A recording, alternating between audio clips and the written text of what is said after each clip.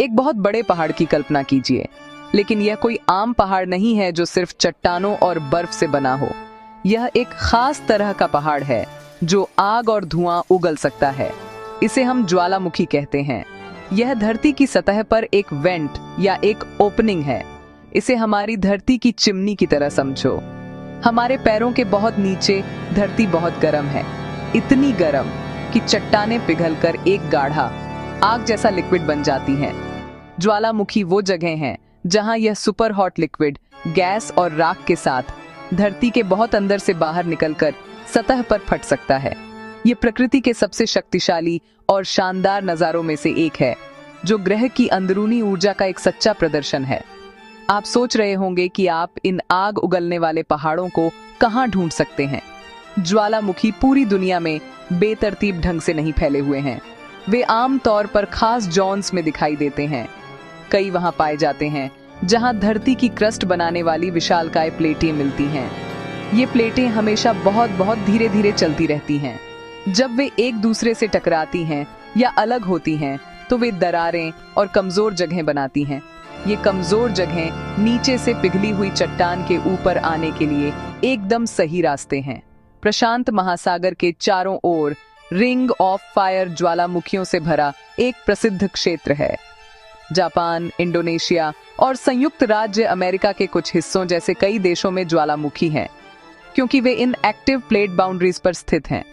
हालांकि सभी ज्वालामुखी ऊंचे शंकु के आकार के पहाड़ों जैसे नहीं दिखते। कुछ चौड़े और सपाट होते हैं जैसे विशाल ढाल। बाकी बस जमीन में दरारें होती हैं जहां से लावा निकलता है। कुछ तो समुद्र के बहुत नीचे छिपे होते हैं जो हजारों सालों में नए द्वीप बनाते हैं। ज्वालामुखी का आकार और साइज उसके इरप्शन के प्रकार और उससे निकलने वाली सामग्री पर निर्भर करता है। कुछ विस्फोटक रूप से फटते हैं, राख और चट्टान को आसमान में ऊंचा फेंकते हैं। दूसरों में हल्की इरप्शन होती है जिसमें लावा धीरे धीरे गाढ़े चमकते शहद की तरह बहता है। हर ज्वालामुखी का अपना व्यक्तित्व होता है, अपनी कहानी होती है जो ठंडी हुई लावा और राख की परतों में लिखी होती है। तो एक ज्वालामुखी सिर्फ एक पहाड़ से कहीं ज्यादा है। यह हमारे ग्रह के दिल से सीधा कनेक्शन है। ये एक ऐसी जगह है जहां हमारे पैरों के नीचे की छिपी हुई आग वाली दुनिया खुद को प्रकट करती है। ये भूवैज्ञानिक अजूबे हमें याद दिलाते हैं कि धरती एक जीवित, सांस लेने वाला और लगातार बदलता हुआ ग्रह है। वे निर्माता और विनाशक दोनों हैं। नई जमीन बनाते हुए अपनी असीम शक्ति भी दिखाते हैं। उन्हें समझना धरती के सबसे बड़े रहस्यों में से एक को सुलझाने जैसा है। एक पहेली जिसे वैज्ञानिक अभी भी एक एक इरप्शन करके सुलझा रहे हैं। वे हमारी दुनिया के काम करने के तरीके का एक बेसिक पार्ट हैं। आइए एक ज्वालामुखी के अंदर गहराई तक यात्रा करें ताकि समझ सकें कि क्या हो रहा है। कल्पना कीजिए कि ज्वालामुखी सोडा की एक विशाल बोतल जैसा है। ज्वालामुखी के बहुत नीचे, कभी कभी कई किलोमीटर नीचे, एक बड़ा चैम्बर होता है।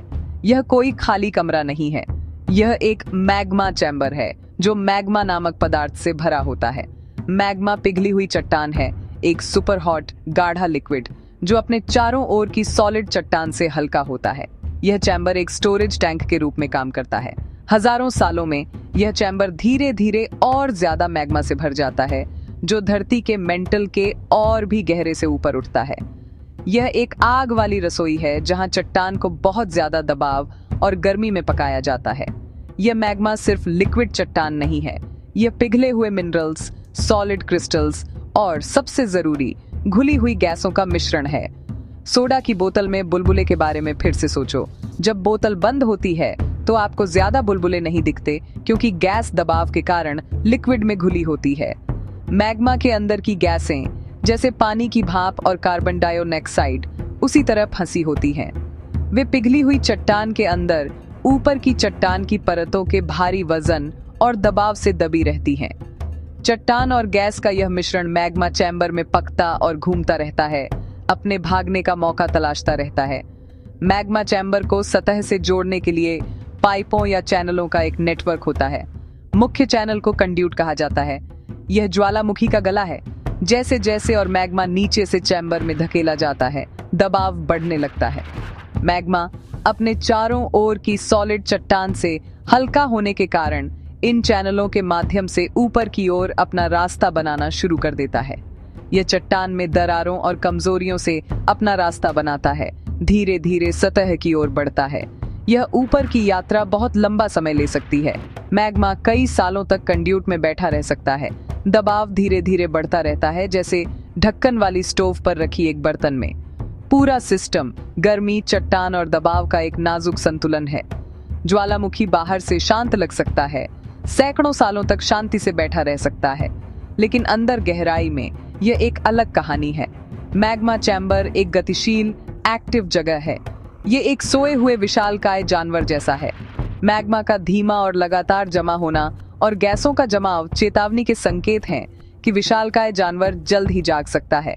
वैज्ञानिक छोटे भूकंपों को सुनने और जमीन के फूलने को मापने के लिए विशेष उपकरणों का उपयोग करते हैं, जो यह संकेत दे सकते हैं कि मैग्मा चल रहा है और ज्वालामुखी अपने अगले बड़े एक्ट के लिए तैयार हो रहा है।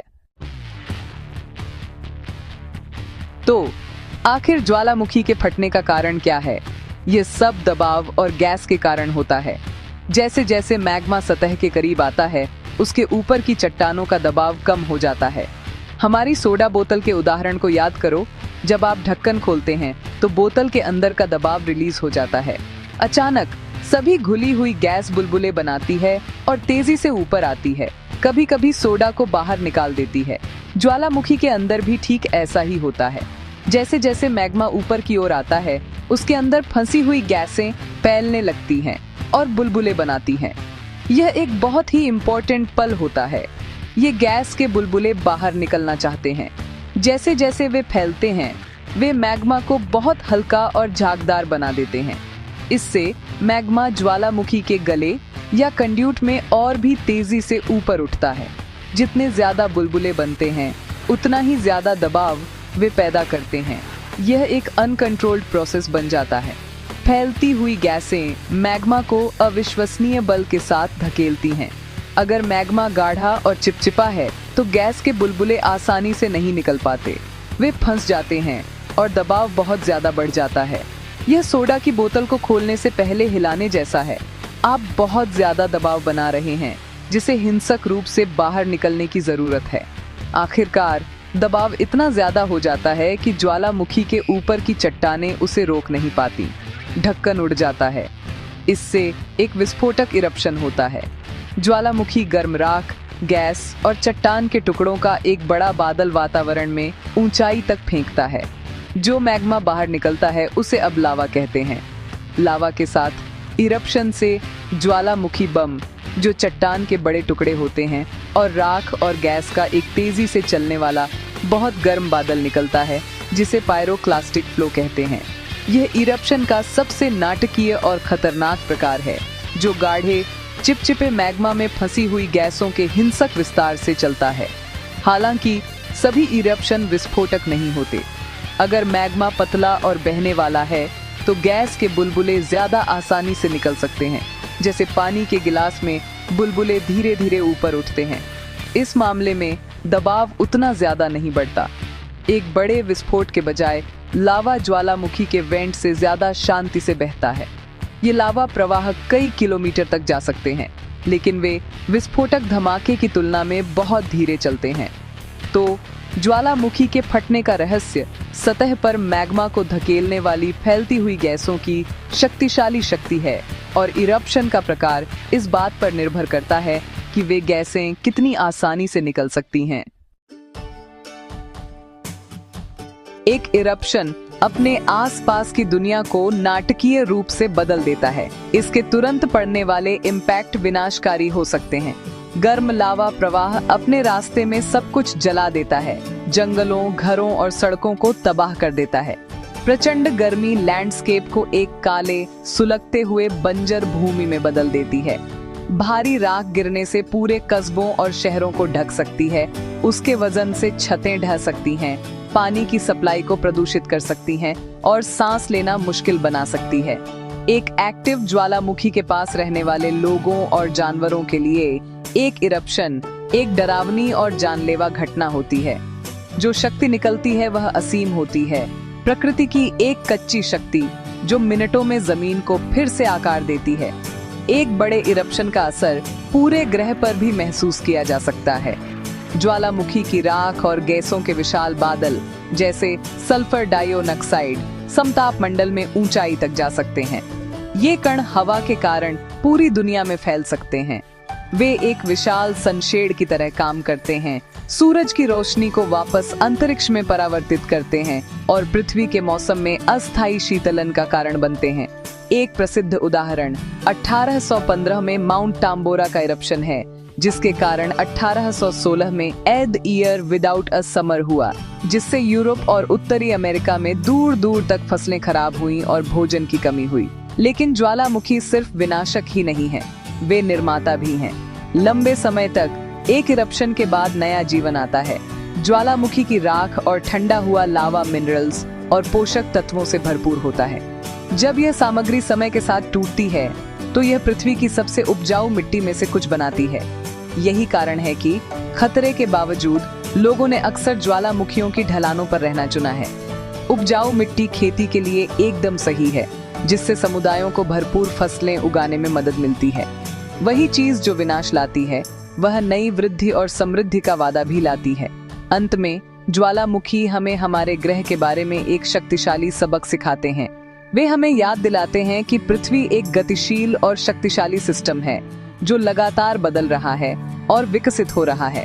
वे हमें हमारे पैरों के ठीक नीचे छिपी असीम ऊर्जा दिखाते हैं, जबकि वे एक महत्वपूर्ण जोखिम पैदा करते हैं।